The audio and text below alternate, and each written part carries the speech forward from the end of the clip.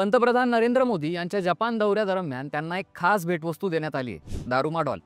ही जपानी संस्कृतीतली पारंपरिक बाहुली यश, समृद्धी आणि चांगल्या नशिबाचं प्रतीक मानली जाते। विशेष म्हणजे या दारुमा डॉलचा भारताशी एक ऐतिहासिक आणि सांस्कृतिक संबंध आहे, जो दोन्ही देशांमधल्या खोल मैत्रीचं प्रतीक आहे। दारुमा डॉल ही एक गोलाकार बाहुली आहे, जी खालच्या बाजूला वजनदार असल्याने नेहमी आपोआप सरळ उभी राहते।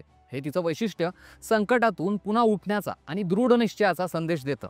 या बाहुलीचा रंग प्रामुख्याने लाल असतो आणि तिच्या डोळ्यांना विशेष महत्त्व आहे। जपानमध्ये या बाहुलीचा उपयोग इच्छापूर्तीसाठी केला जातो। इच्छा मागताना एक डोळा रंगवला जातो आणि ती इच्छा पूर्ण झाल्यावर दुसरा डोळा रंगवला जातो। ही प्रथा जपानी लोकांमध्ये खूप लोकप्रिय आहे।